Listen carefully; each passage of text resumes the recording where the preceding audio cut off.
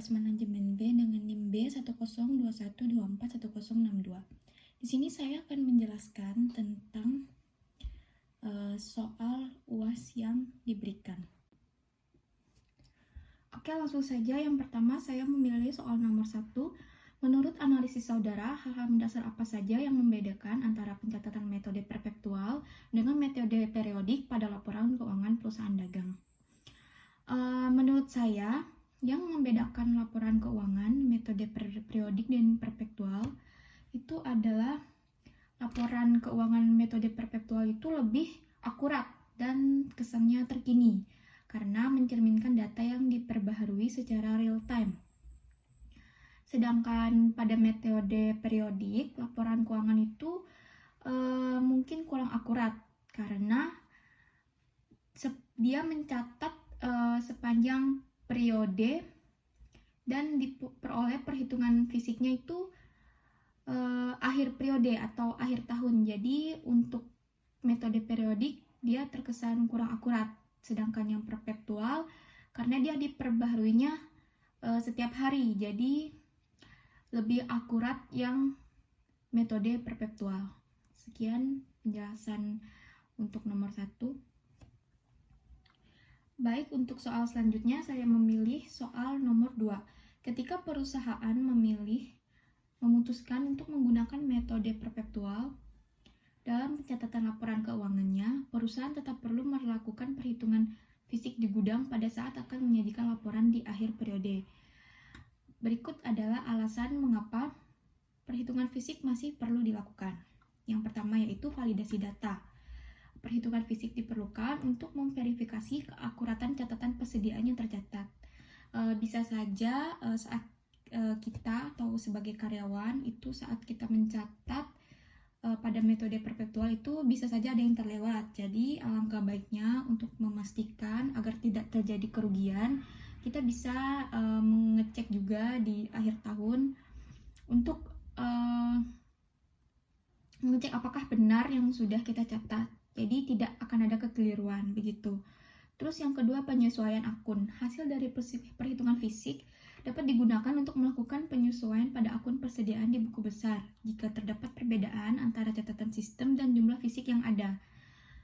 Jadi penyesuaian akun sama aja seperti kita meminimalisir kekeliruan, kan kita manusia ya kan. Jadi kita bisa saja kita keliru dalam mencatat akun dan dalam melihat barang yang tersedia begitu. Yang ketiga, penanganan kerugian. Perhitungan fisik juga membantu perusahaan dalam mengidentifikasi kerugian akibat pencurian. Bisa saja kita nih udah benar nyatat barang yang ada di gudang kita dengan yang ada di metode pencatatan akuntansi. Nah, tapi ada barang kita yang hilang. Tapi di sini udah jelas sekali kita setiap hari ngecek, oh itu berarti kemungkinan besar karena adanya pencurian di dalam gudang. Jadi itu bisa saja pencatatan di akhir periode itu untuk meminimalisir kerugian akibat pencurian.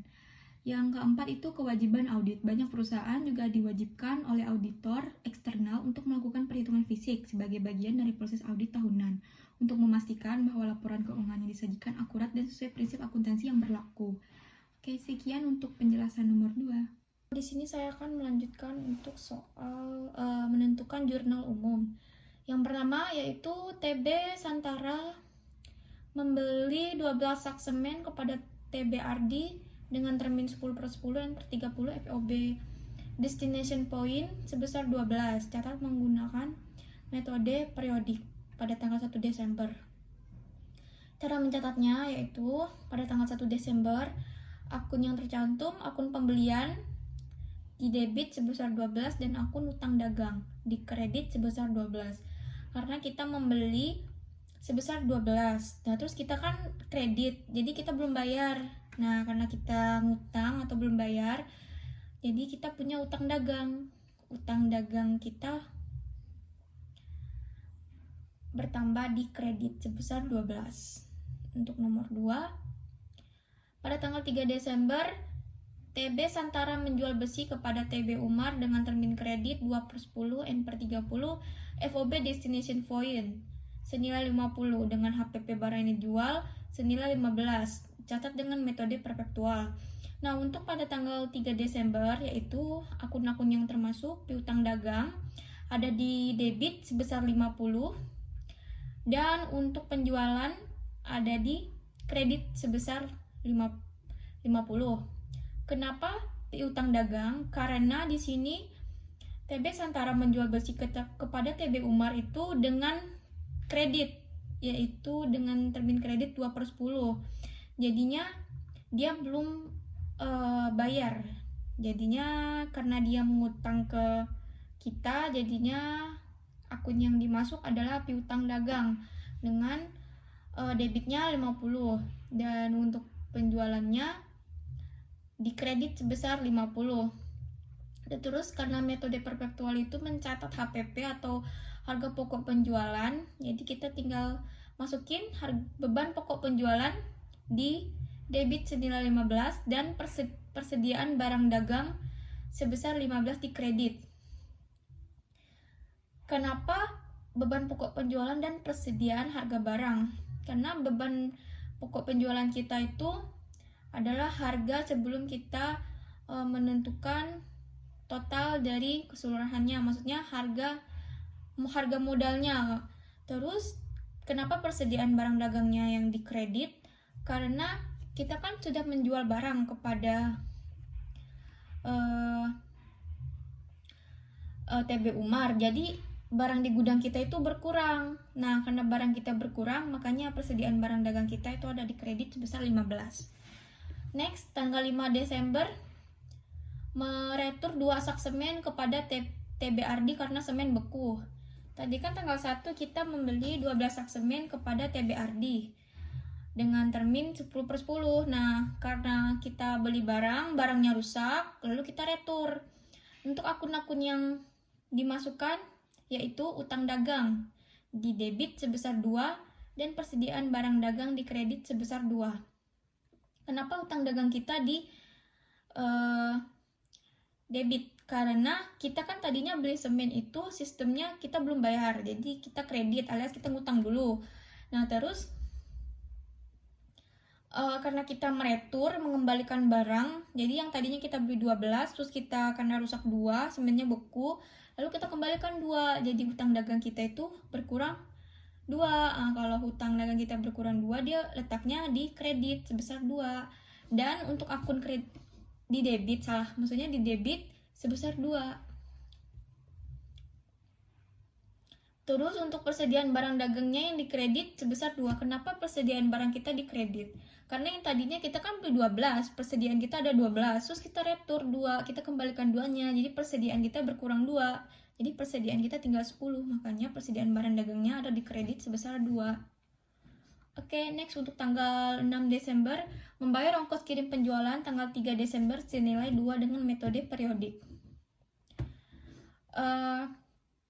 Untuk pencatatan metode periodik pada 6 Desember di akun debitnya ada beban kirim pembelian sebesar 2 dan kas sebesar 2. Karena kita membayar beban kirim, jadinya beban kalau bertambah di kredit berkurang di debit, bertambah di debit berkurang di kredit, jadi beban kita bertambah senilai 2, nongkrongnya di debit.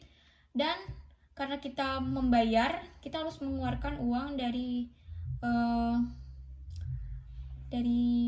punya kita atau kas kita keluarkan, makanya kas kita yang berkurang senilai 2.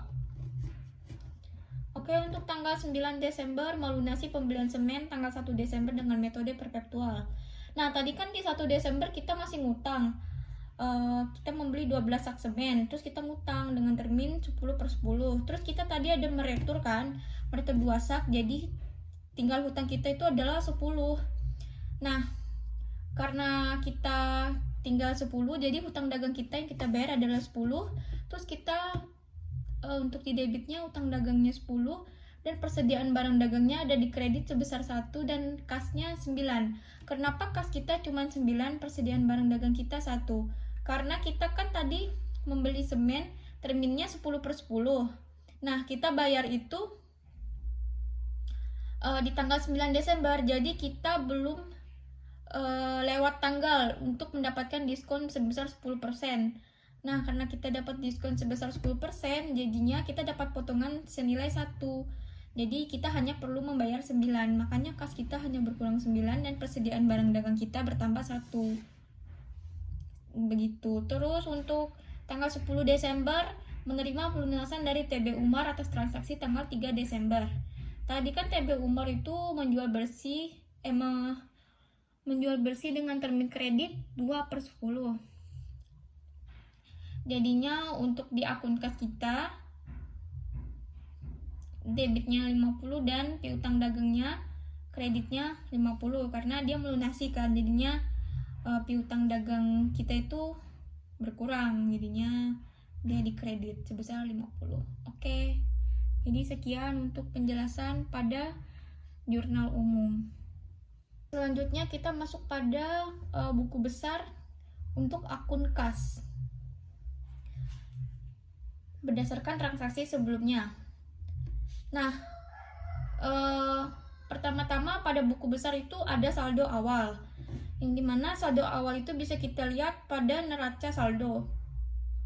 Karena neraca saldo yang tersedia hanya neraca saldo sebelum penyesuaian, jadinya kita pakai neraca saldo sebelum penyesuaian, yaitu ada kas di BNI-nya sebesar 250. Jadi kita masukin untuk saldo awalnya di debit sebesar 250. Terus karena ini hanya akun kas saja, berarti kita tinggal kelompokkan yang kas. Yang pertama itu ada di tanggal 6 Desember. Kasnya yang ada di kredit sebesar 2. Kita masukin aja kredit 2 dan kita kurangi 250 dikurang 2, yaitu hasilnya 248. Terus pada tanggal 9 Desember juga ada akun kas, di mana akun kas ini ada terletak di kredit dengan nominal sebesar 9. Jadi kita letak di kredit dia 9, terus kita kurangi 248, kita kurangi dengan 9. Hasilnya adalah 239. Kemudian untuk akun selanjutnya yaitu pada tanggal 10 Desember ada kas di debit sebesar 50. Kita tinggal masukin saja di debit sebesar 50 dan kita tambah 239 ditambah dengan 50, yaitu 289. Sekian untuk buku besar. Selanjutnya saya akan masuk untuk menyusun jurnal penyesuaian pada metode perpetual. Untuk soal yang pertama, perhitungan fisik di gudang, persediaan akhir tanggal 31 Desember sebesar 180.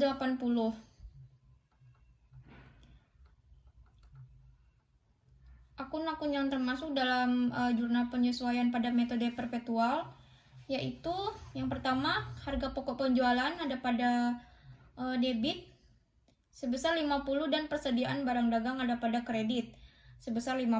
Nah, kenapa kita letaknya 50?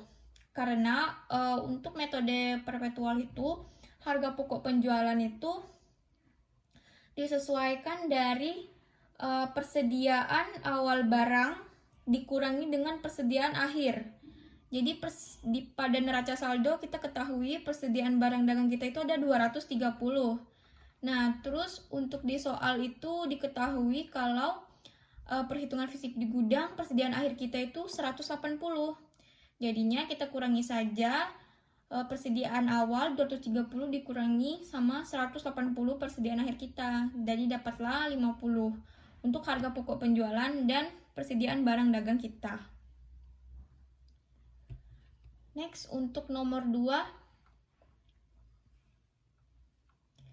bayar asuransi kebakaran untuk 1 Januari 2019 sampai 31 Desember 2023.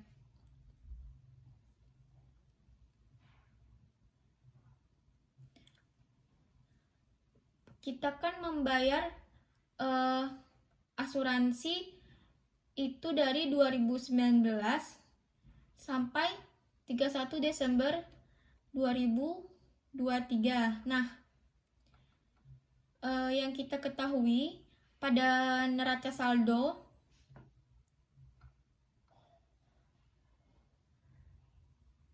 itu ada akun asuransi dibayar di muka itu sebesar 50. Nah, karena dari 2019 ke 2023, 19, 20, 21, 22, ada 3 itu ada 5 tahun. Jadinya asuransi dibayar di muka kita itu kan 50 itu untuk 5 tahun ya. Jadi 5 tahun itu jadi 50 itu kita bagi dengan 5 tahun. Jadi per tahunnya kita membayar sebesar 10 karena ini kan mencatatnya per tahun ya, bukan per 5 tahun.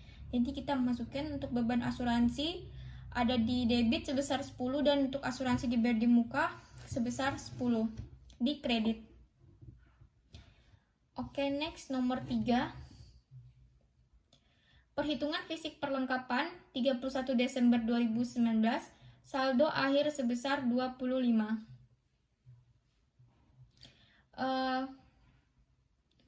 Ini sama nomor 3 untuk perhitungan fisik perlengkapan. Bisa kita lihat pada neraca saldo itu ada perlengkapan toko sebesar 40. Terus di soal kita ketahui kalau saldo akhir kita itu sisanya 25. Jadi tinggal kita kurangi saja. 40 dikurangi dengan 25 sama dengan 15. Jadinya beban perlengkapan toko kita di debit sebesar 15 dan perlengkapan toko kita yang tersisa itu 15. Maksudnya yang udah terjual. Jadi kan sisanya tadi kan sisa di gudang tadi kan 25 dan sebenarnya perlengkapan toko itu tuh 40. Jadi kalau kita kurangi berarti yang udah terjual itu 15 begitu. Terus untuk nomor 4, peralatan toko dibeli pada tanggal 1 Januari 2019, estimasi pakai selama 5 tahun, nilai sisanya 40, metode garis lurus. Nah, untuk nomor 4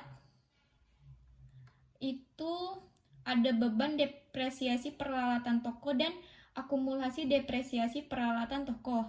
Nah, karena kita kan lihat nih di neraca saldo di bagian peralatan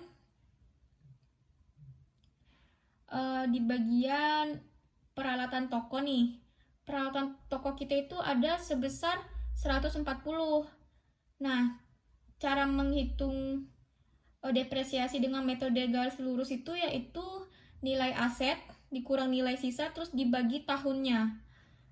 Jadi kita nih punya peralatan toko sebesar 140. Terus kita punya nilai sisa ada pada soal itu sebesar 40. Jadi 140 dikurang 40 yaitu 100 dan kita bagi dengan estimasi pakai selama 5 tahun. Jadinya dapatlah nilainya 1 tahun itu 20 untuk depresiasi peralatan tokonya. Jadinya ada beban depresiasi peralatan toko itu 20 di debit dan untuk akumulasi depresiasi peralatan toko sebesar 20 di kredit. Nomor 5. Peralatan kantor dibeli pada tanggal 1 September 2018, estimasi pakai 6 tahun, nilai sisa 0, metode garis lurus. Sama untuk yang nomor 5 dengan nomor 4, yaitu kita melihat pada peralatan kantor di neraca saldo. Di neraca saldo itu kan peralatan kantor kita ada senilai 60. Nah, untuk nilai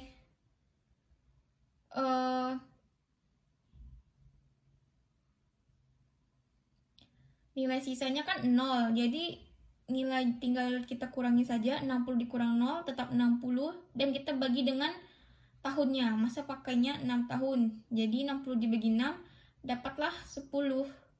Nah, 10 ini untuk beban depresiasi peralatan kantornya, artinya 10 di debit dan akumulasi depresiasi peralatan kantor yaitu 10 di kredit. Nomor 6. Pembayaran gaji setiap bulannya adalah tanggal 26 tiap bulan. Bulan Desember ini toko tetap buka selama tanggal 27 sampai 31 Desember. Gaji karyawan 2 Rp2 per hari. Karyawan yang masuk terdiri atas 5 orang staf penjualan dan 5 orang staf administrasi.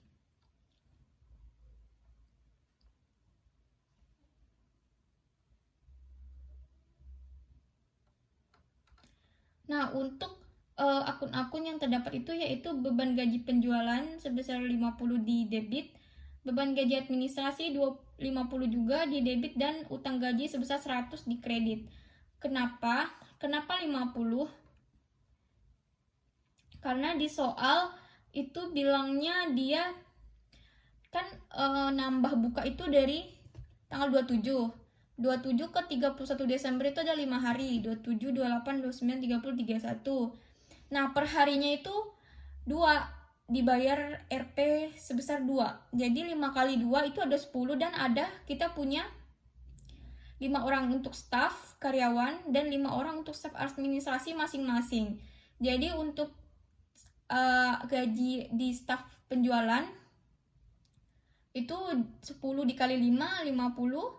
Dan untuk gaji di staf administrasi itu 5 orang juga, jadi 5 orang dikali 5 hari dikali 2 gajinya, jadinya sebesar 50.000 juga. Jadinya untuk beban gaji administrasi sama beban gaji penjualan sama-sama 50 di debit, dan untuk utang gaji, total utang gajinya adalah di kredit sebesar 100. Untuk nomor 7, tagihan listrik, air, dan telepon bulan Desember baru diterima di awal Januari 2020. Total tagihan 8 dan dialokasikan toko 50% dan kantor 50%.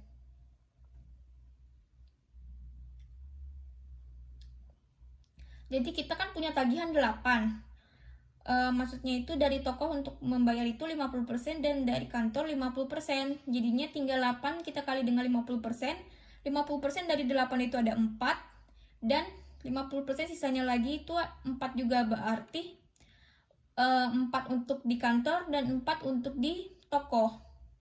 Dan ini kita ada beban listrik, air, dan telepon toko itu 4, beban listrik, air, dan telepon kantor itu 4, sehingga beban yang masih harus kita bayar di kredit yaitu sebesar 8. Oke, pada tanggal selanjutnya 31 Desember yang ke-8, utang bank dengan BNI untuk modal kerja dengan bunga 30% per tahun selama 5 tahun. Pinjaman cair pada tanggal 1 Mei 2019. Cicilan pokok dan bunga dibayar setahun sekali. Cicilan pertama jatuh tempo pada 1 Mei 2020. Nah, untuk utang bank ini kan kita punya utang bank itu 30.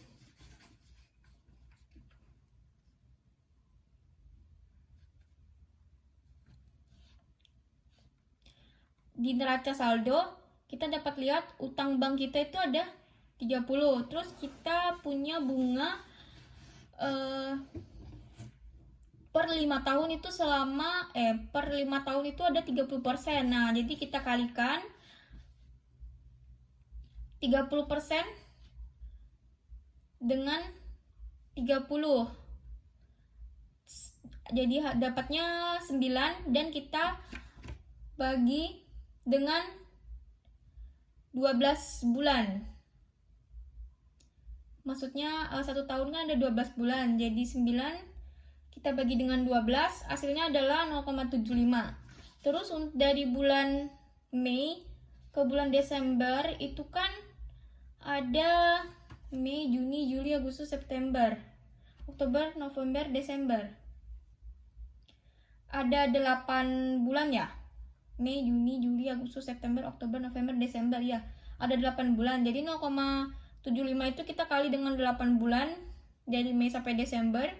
Jadinya kita dapatlah untuk membayar cicilan itu sebesar 6. Jadinya untuk penulisannya beban bunga kita ada 6 di debit dan 6 di kredit. Oke, sekian penjelasan untuk jurnal penyesuaian metode perpetual. Oke, di sini saya akan melanjutkan penjelasan untuk jurnal penyesuaian pada metode periodik. Pada metode periodik ini untuk soal nomor 1 itu terdapat ada 7 akun yang akan kita masukin untuk soal nomor 1, yaitu perhitungan fisik di gudang, persediaan air tanggal 31 Desember sebesar 180, dan tambahan informasi untuk saldo awal persediaan yaitu 100. Nah, akun-akun yang ada di jurnal penyesuaian pada metode periodik berikut adalah harga pokok penjualan di debit sebesar 650, persediaan barang dagang akhir sebesar 180. Ini kita bisa dapatkan di soal ya, tadi dia bilangnya persediaan akhir kita itu ada 180. Terus ada retur dan potongan pembelian, bisa dilihat di neraca saldo sebesar 25, diskon pembelian di debit sebesar 5, bisa dilihat juga di neraca saldo, dan pembelian sebesar 745 kita bisa lihat juga ada di neraca saldo. Beban kirim pembelian juga bisa kita lihat ada di neraca saldo sebesar 15, dan persediaan barang dagang yaitu ada di awal. Ini ada di informasi ini ada di soal ya, tadi dia bilangnya persediaan awal kita itu ada 100. Nah, dari mana kita bisa mendapatkan harga pokok penjualan sebesar 650? Jadi kan ini kita tinggal tambahkan saja saldo awal persediaan kita ditambah pembelian, terus dikurangi dengan retur dan potongan ditambah diskon, dikurangi aja. Terus pembelian bersih kita itu sebesar 715. Nah, terus kita tinggal tambah dengan beban kirim pembelian yaitu sebesar 15, jadilah 730. Nah, persediaan yang 730 ini yaitu beban penjualan. Terus kita tinggal tambahkan dengan persediaan awal yaitu 100, hasilnya 830, dan kita kurangi dengan 180 persediaan barang di akhir. Jadinya dapatlah kita 650. Dan untuk metode periodik ini pada jurnal penyesuaian dari nomor 2 dengan nomor sampai nomor 8 itu sama seperti metode penyesuaian pada metode perpetual. Jadi untuk mempersingkat waktu, teman-teman bisa salin saja angka-angkanya karena ini sama, dan cara-cara menghitungnya juga sama, tidak ada yang berbeda, hanya sedikit saja perbedaannya hanya pada nomor 1. Jadi untuk mempersingkat waktu teman-teman bisa copy and paste saja. Semua akunnya juga sama pada jurnal penyesuaian, jadi teman-teman bisa salin saja. Oke, sekian penjelasan untuk jurnal penyesuaian. Oke, selanjutnya kita masuk kepada kertas kerja pada metode perpetual. Nah, untuk metode perpetual ini sudah disediakan tabelnya, daftar saldo sebelum penyesuaian dan penyesuaian daftar saldo setelah penyesuaian, laporan laba rugi, dan laporan posisi keuangan. Nah, untuk penyesuaian itu kita tinggal masukin saja dari hasil penyesuaian yang sudah kita kerjakan tadi. Nah, jadi teman-teman tinggal pindahkan saja angka-angkanya sesuai dengan ini nama akun. Misalnya ini ada persediaan barang dagang, yaitu ada di kredit sebesar 50. Teman-teman tinggal masukin saja 50 sesuai dengan akun-akunnya dan letak debit kreditnya. Dengan untuk daftar saldo setelah penyesuaian itu teman-teman bisa dengan menambah kurangkan daftar saldo sebelum penyesuaian dengan yang sudah penyesuaian. Misalnya ini di penyesuaian itu saldonya ada 230 di bagian persediaan barang dagang. Persediaan barang dagang kita kan ada sebelum penyesuaian itu ada 230 di debit. Nah, terus kita setelah penyesuaian persediaan barang dagang kita itu berkurang 50 di kreditnya. Jadinya kita tinggal kurangi saja yang sebelah sebelum penyesuaian dikurangi penyesuaian sama dengan hasil setelah penyesuaiannya 180. Teman-teman lakukan hal yang sama pada semua akun yang bisa dikurangkan. Kalau tidak bisa dikurangkan, tinggal dipindahkan saja angkanya. Kalau misalkan yang ditambah debit ketemu debit, tinggal teman-teman tambahkan saja, dan kemudian teman-teman bisa hitung. Terus untuk yang di laporan laba rugi itu teman-teman tinggal pindahkan saja yang sudah disesuaikan. Itu teman-teman bisa mulai pindahkan itu dari akun penjualan ke bawah. Jadi dari akun penjualan ke bawah hingga beban itu masuk di laporan laba dan rugi, dan sisanya dari penjualan ke atas itu akun penjual yang ada di atas akun penjualan atasnya itu pada akun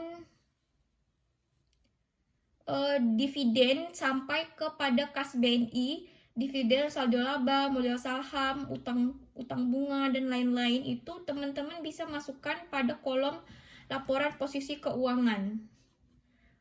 Pada metode periodik dan perpetual itu sama saja caranya, perbedaannya hanya ada pada jurnal penyesuaiannya. Jadi teman-teman bisa lakukan hal sama pada kertas kerja di metode periodik juga. Itu teman-teman tinggal masukin pada jurnal penyesuaian, dimasukin juga angka-angkanya, daftar saldo setelah penyesuaian tinggal dihitung sama seperti tadi, dan laporan laba ruginya juga sama. Teman-teman bisa masukin di bagian penjualan, dari penjualan ke bawah itu teman-teman masukin ke laporan laba rugi, dan dari dividen ke atas itu teman-teman masukin ke laporan posisi keuangan. Nah, perbedaan pada metode periodik dan perpetual itu hanya ada pada pembelian, retur potongan, diskon pembelian, dan beban kirim. Nah, kalau pada metode periodik, beban akun-akun yang saya sebutkan tadi itu dia pasti hasilnya 0 untuk metode periodik, karena dia debit ketemu kredit, debit ketemu kredit, hanya itu saja perbedaannya. Dan kemudian hasilnya sama, dan untuk laporan laba rugi kita bisa totalkan hasilnya. Kemudian untuk laporan keuangan juga kita bisa totalkan hasilnya. Untuk posisi kredit pada laporan posisi keuangan itu kita dapatkan hasilnya 374, dan untuk posisi debitnya itu 1185, tinggal kita kurangkan saja, itulah laba yang kita dapatkan.